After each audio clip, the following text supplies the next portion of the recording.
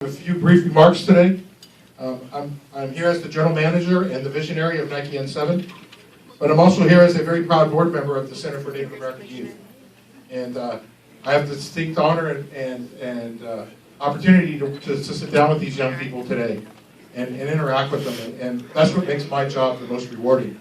Not that I get to work in Beaverton, Oregon, but that I get to get out in the communities and see our kids and hear those great stories that Byron shared with you.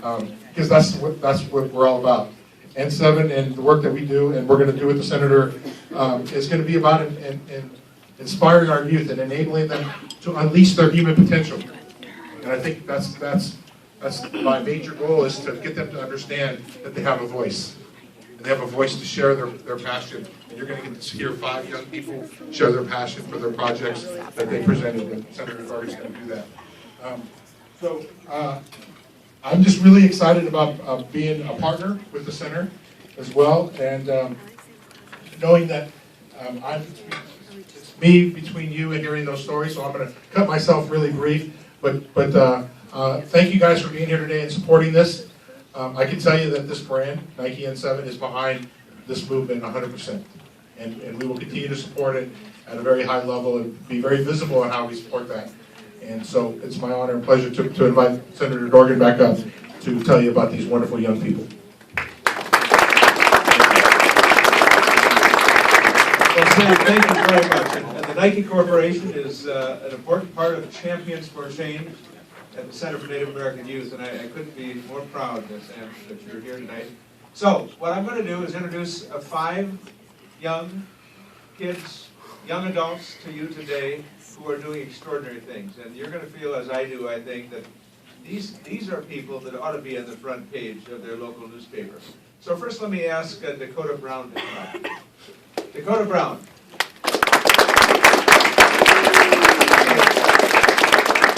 Now before you put that on, let me just tell them about Jackson, California, Dahkota is from. And he's a freshman in high school who started an organization, a peer-to-peer study group called NERDS. Native Education Raising Dedicated Students. He started his own peer study group, and then as part of this group works with local high schools and middle schools to help Native American students understand how to study better. Is that an unbelievable thing for a freshman in high school? Dahkota Brown, the champion for change.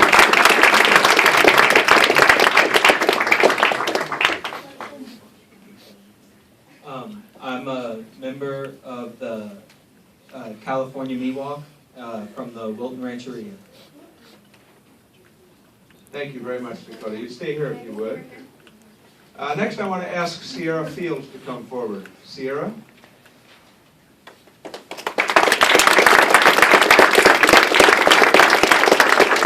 This young lady is 14 years old. She's from Fort Gibson, Oklahoma.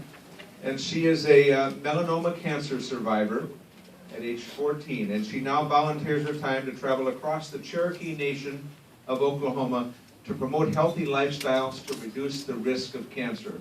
An 8th grader in middle school, she visits tribal health clinics, schools, health fairs, tribal district meetings, and hospitals to share her personal cancer survival story and tips on how to reduce the risk to prevent cancer.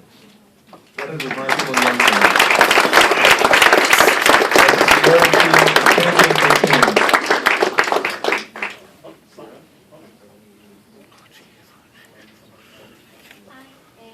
I am Cherokee from the Cherokee Nation.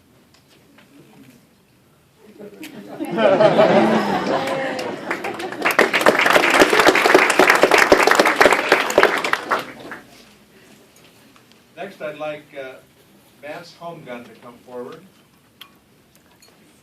Vance, are you here? You are.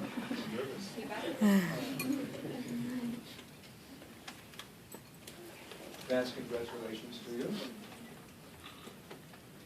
Vance is an older man, 19 years old, but still a youth, and he's from Arlene, Montana. He was introduced to a Salish language camp by his aunt when he was 11 years old, and he was inspired by the community members and elders who participated in the camp, and so he has since been determined to become the first fluent speaker in his language He's invited other young people to get involved. He's now a senior in high school and working with the tribal departments, organizations, youth groups for 6 years to preserve that language. He teaches the language class at high schools and created an organization called, well, you're going to have to tell me what that is. Oh, yo. Yeah, well, that's what I meant too. It means strong young people, and this strong young man is a champion for change.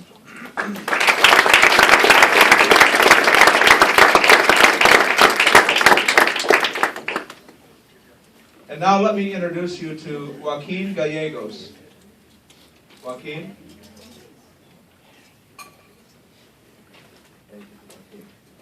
They were worried I'd get your name wrong, but I got it. Denver, Colorado. And Joaquin has a strong passion for oral health and access to health care. As a college student, Joaquin collaborated with the Center for Native Oral Health Research at the Colorado School of Public Health to secure a grant to study to determine the dental status of designated tribes in the Southwest. He's an extraordinary young man and a champion for change. Joaquin, congratulations.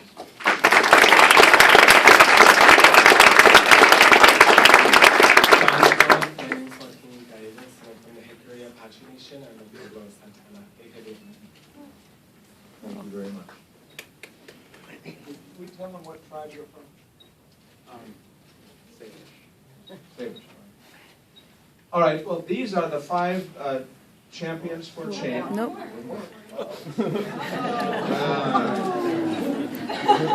Save the best for last.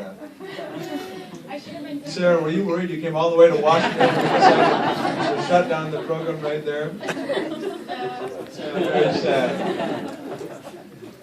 Sarah Schilling. Sarah is from the Little Traverse Bay Bands of Adala Indians. She's 18 years old and she lives in Michigan, and she can tell you the name of the town, Charlevoix. Close. She participated in youth-led efforts at the National Congress of American Indians, Jefferson, so tells you the importance of that. And she was inspired to take what she learned and develop her tribe's first youth council in 2009. And then she worked with that youth council that she actually got appointed.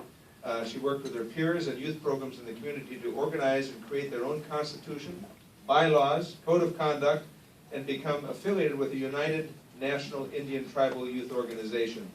They've hosted youth retreats, talking circles, and many other events to address things like underage drinking, anti-bullying, and suicide prevention. This, too, is a champion for change. Sarah Schilling.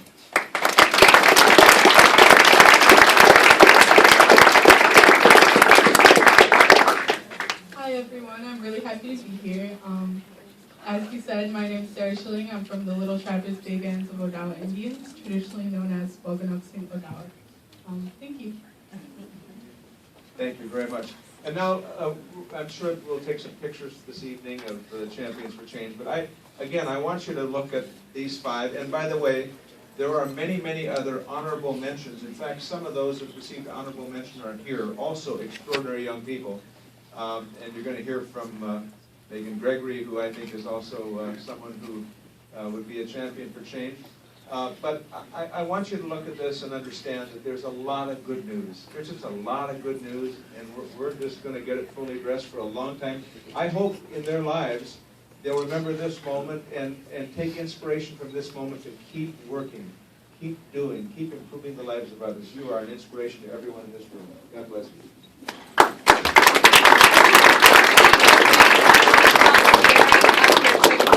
And Allison, other board members of the center, if you could come up to the front. Sierra is the sweetest champion for change, and she made gifts for all of our board members, and so I want to allow her an opportunity to share them with you. Cute.